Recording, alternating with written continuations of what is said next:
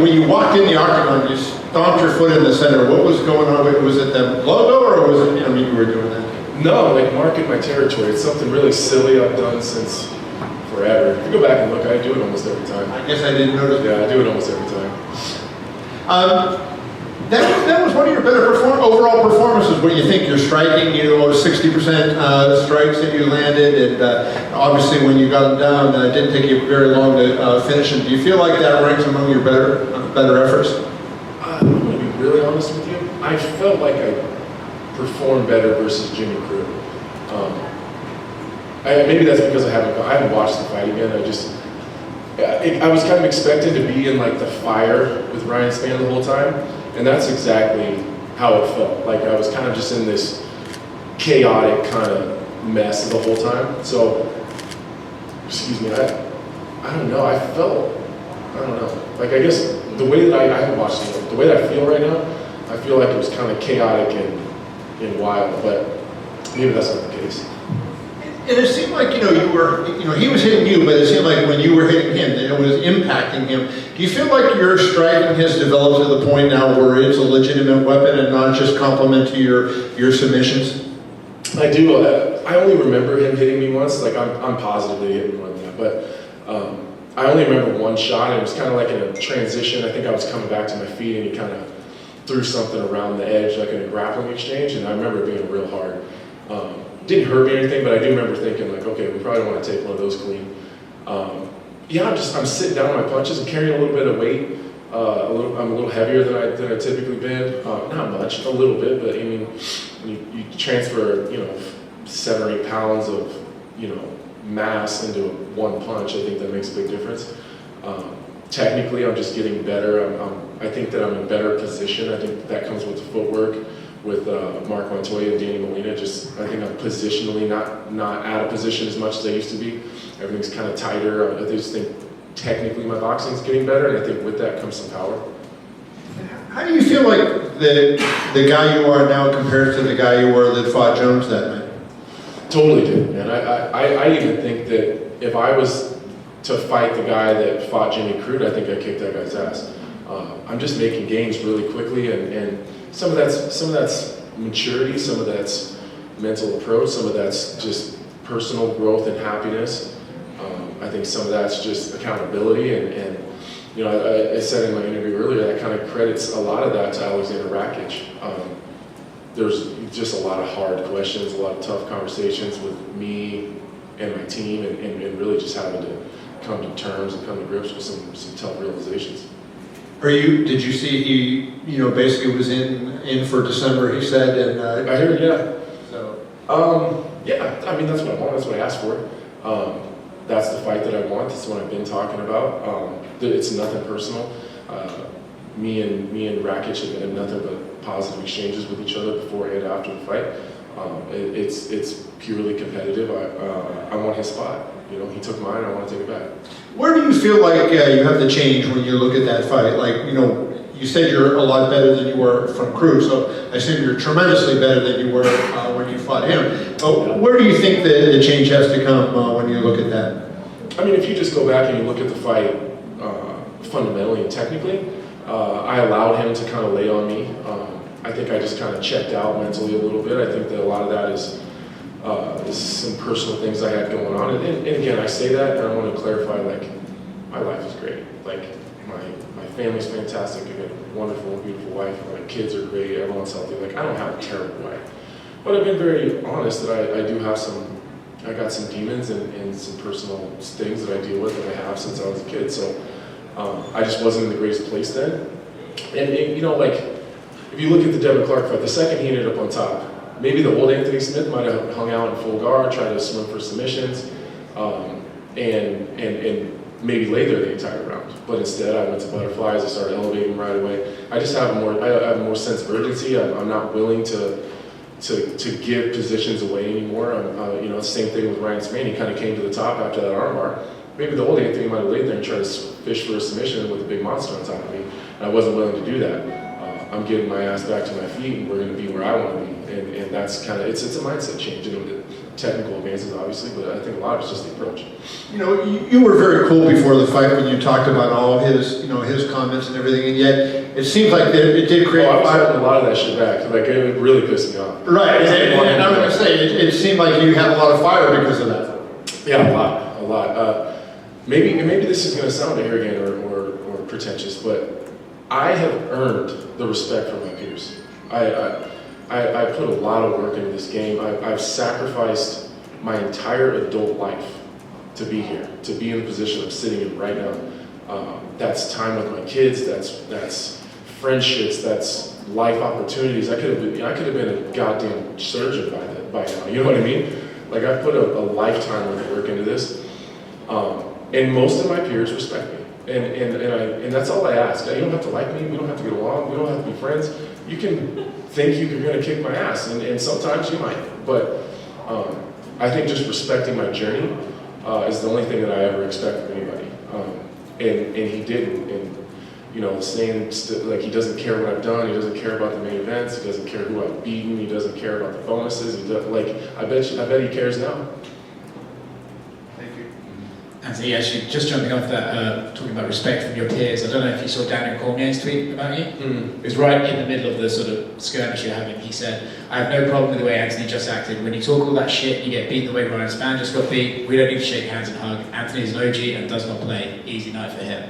So, indeed, you do have respect from your peers. And that's what I mean. Like, think about that. Like, Daniel Cormier, like, Hall of Famer, or future Hall of Famer, multiple-time world champion. Like, if that guy can at least have respect for my hustle and the things that I've done in the sport, Daniel will probably kick my ass. But, like, at least he can respect it, you know what I mean? Like, that's all I ask for. That's all I ask for, and like I told Brad, like, I'll just go get it. So, it's nothing personal at this point. I feel like I squashed it, you know what I mean? I did what I had to do. I think we dealt with it in the cage afterwards. His coach and him came over, and you know, they said what they said, and I said what I said, and I'll move on. I don't hold any ill will towards them. I'm moving on, and you know, see you later. You mentioned about some of the criticisms some fighters give you, like, oh, he fights these guys, and you address that in the cage. Who do I got to beat? Well, I was going to ask you, where do you think it comes Like, from? what do I got to do? Think of, like, honestly, that's an honest question, you guys. Who do I got to beat?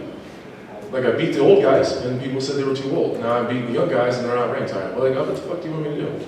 Like, at this point, I don't give a fuck anymore. Like, I'm doing what I can do. I'm fighting the guys in front of me. I'm fucking over it. I'm done worrying about it. You know, Tyron Woodley just told me, like, you gotta take that off your plate and stop worrying about it. But I care because I want people to recognize, like, my sacrifice. And you know what? Or at least I did. Now I don't give a shit. I don't care. I'm gonna do my own thing, and fucking like it or not, I'm here. It's funny, my theory was, I think sometimes you get overlooked by some of the guys because you're so mild-mannered and well-spoken and articulate with your thoughts that sometimes it's kind of easy to brush you aside, like, oh, this guy's not tough or something, and then you kind of just change that persona. Yeah, like, I'm over it. I'm over it. I'll be nice and articulate on the desk when I'm talking about the fights that are in front of me when I'm working. Aside from that, like, I'm not trying to ruffle any feathers. I'm not trying to piss anybody off. I'm just trying to get what I've earned, and that's all I want. At this point, I don't even care. I don't care, but, like, when I have a microphone in my face and I'm feeling a certain way, I'm just gonna say it. I know you say you don't care, but it must feel quite nice to have a performance like that with a first Oh, round it felt finish. really good. It felt really good. Congratulations. When you have that moment when you actually get to sort of, I guess, shut up your opponent after what he said, and at the very end of the fight, I know us as fans, a lot of times are like, man, I'm glad they sort of squashed it in the cage and I got to see it. Is there ever a point as a fighter you're just like, bro, we just finished it. I don't want you to take my moment. I don't need to have you come over to me at this moment. Would you rather that sometimes that would happen after the fight? Like, let you guys... No, I'm glad we did it, by the way. Because I think I would have felt bad afterwards. A lot of that stuff, there's adrenaline, there's a lot of testosterone flowing in there, there's a lot of emotions. It was a big fight for both of us, and let's not pretend, like, they were upset about it, let's not pretend like Ryan Spann wasn't gonna rub that shit in my face if he beat me. So I wasn't even trying to rub it in his face. That was just my first initial reaction. Like, the second he tapped and the ref was pulling me off, my initial reaction was like, where was that ass whooping that you were bringing for me? You know, like, that was my thought, because that's what I've been running through my head since he said it. Like, it's just, you know, and maybe I'm like on some Michael Jordan shit where I'm just making shit up in my head and making a mountain out of a molehill just because that's what I need to do. I don't know. But the fact is, it genuinely bothered me. And So that was my emotional reaction immediately. And I'm glad we got it over with. You know, like he said it, like he's trying to feed his family, I'm trying to feed mine. We both really wanted this. It's just part of the game. It's fun. I think people are just more surprised that it's me. Like I don't typically get crazy emotional like that, but you know, maybe I'm just caring less.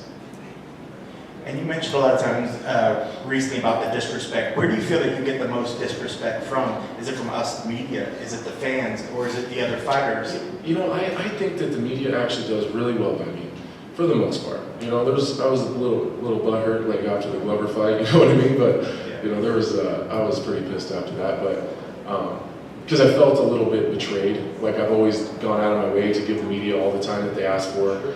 I don't think you guys can probably find one media member I've ever been disrespectful to or probably told no, or like I give them a lot of my time because you guys have a job to do too. So I felt a little bit, I don't know, just betrayed. You know what I mean? Like, you know, I go out of my way to do that, and then I get kind of shit on after that. But the media's been fantastic to me. I feel like I'm kind of on the media side a little bit, you know, with my radio show and broadcasting with the ESPN. So I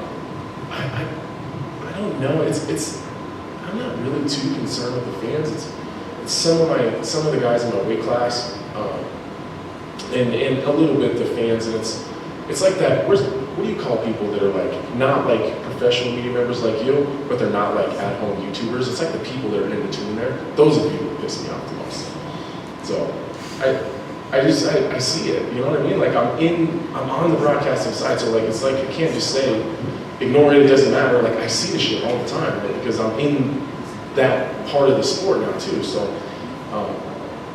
yeah, I don't know, man. I'm over it. You know what I mean? I'm just fucking over it. You've always been honest and open, especially talking about the mental side of things and your feelings. I'd love to get your thoughts. You said after the Rakic fight, you had to deal with some tough realizations. What were some of those realizations that you mentioned? That I wasn't mentally okay at the time. Like I just wasn't where I needed to be. You know, after the Glover fight, I was just in a dark place, and you know, in my head, I'm like, "No, you're fine. You're good. Just go in, swing for the fences, get Rakic out of there, and then you'll be back to where you're supposed to be." And like the sad realization is I wasn't okay. I was at every practice. I didn't skip practices. I showed up to every strength conditioning session. I was at every practice session with Danny, Mark, and Scott. But like showing up and being present are totally different.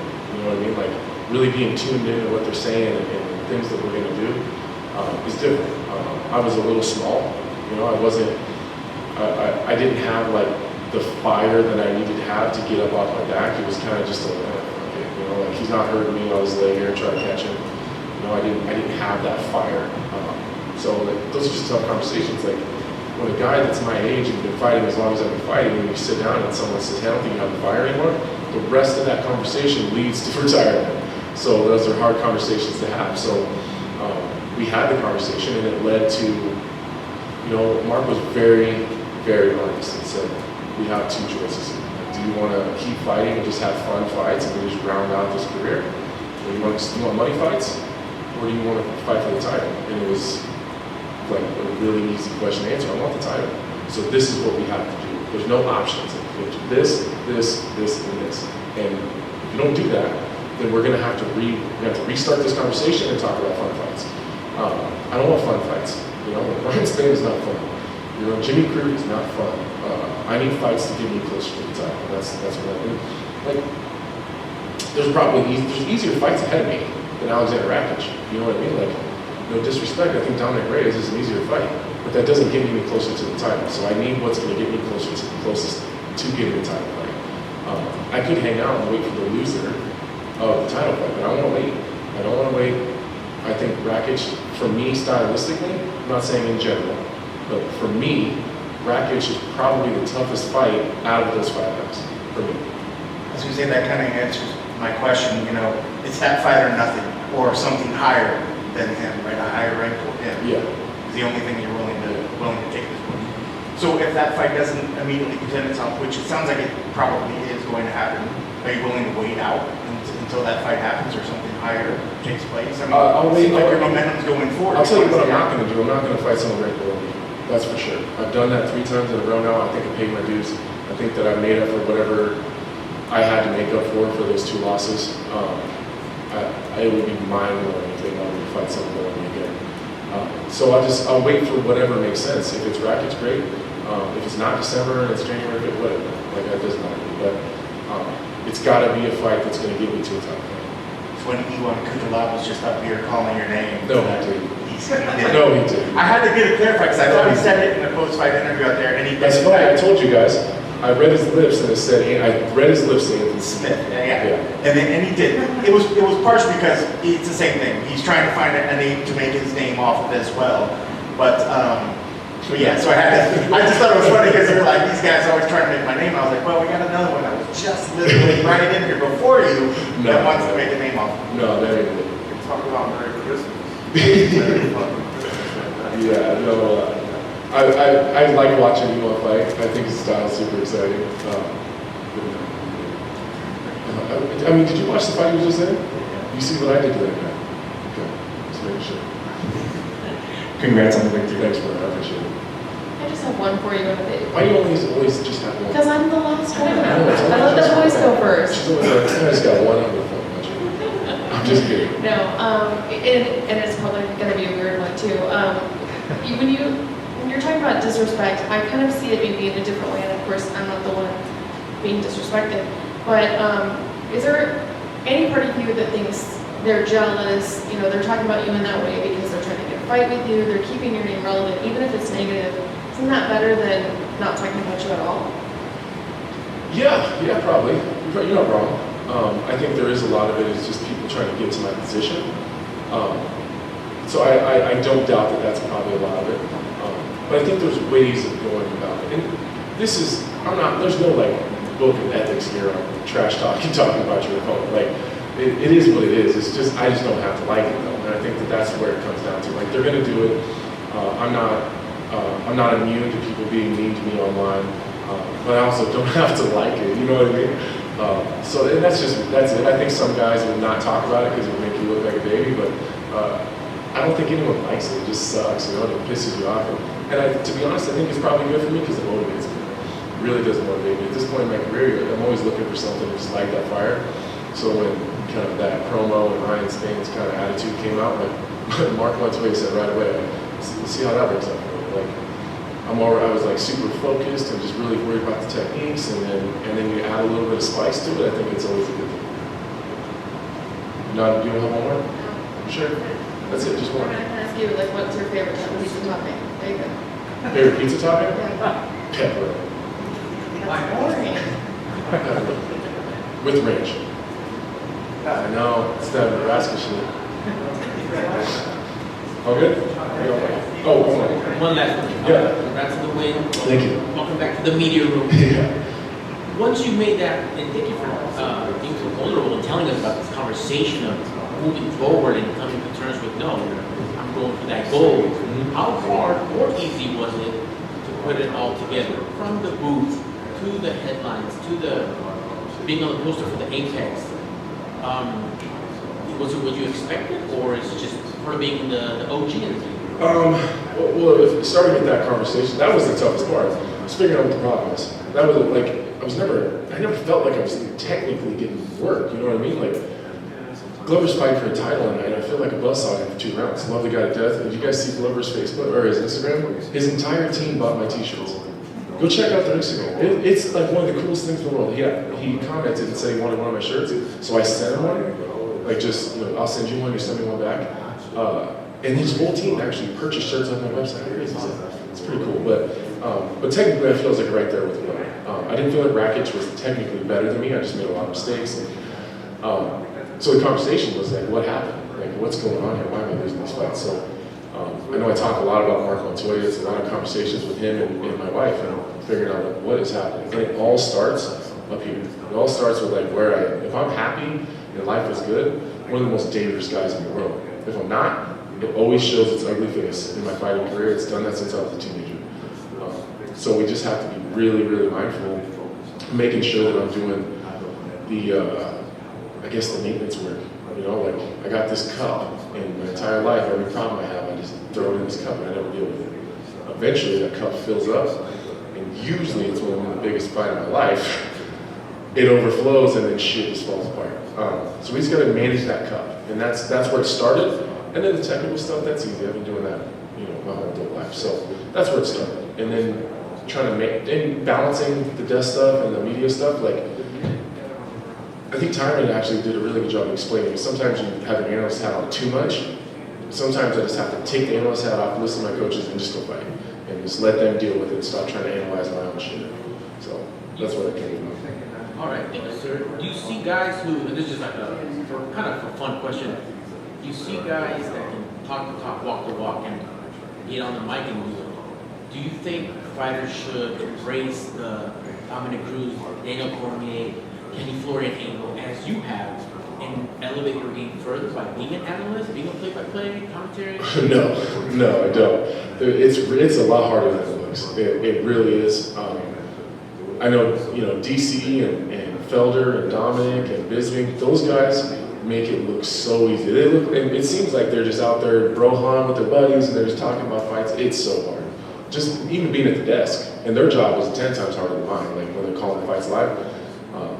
It's really, really hard, and I credit DC and specifically Bisping and Dan Hardy for helping me out so much and really kind of saving my butt up there, because there's been some times where I froze up and you guys have never even noticed because Bisping just jumped right in right away and helped me out in some of those situations. So I feel like I'm kind of becoming the veteran a little bit at the desk now as people are transitioning to other places. So I just hope that I can do that. I want to help. Alan Joban is doing a fantastic job. Tyron is doing a good job up there. Michael Chiesa is doing a good job. Angela Hill, it's not for everybody, so that's for sure. It's hard. Thanks, congrats, and look forward to that December fight. Thank you so much. I actually have one more. Was there an illegal knee there that happened in the first? No, as much as I would like to pretend like that was an illegal shot, I was straight to my chest. Yeah, it was hard too. It was really hard. I don't know if I think I heard Mark yelling, so I think Mark thought it was illegal, that knee. It was right in my sternum. I was like, it was hard. Yeah, he crushed me with that one. That was definitely a good shot. So that was legal though. Thanks. Awesome. Thank you so much, guys. Thank you.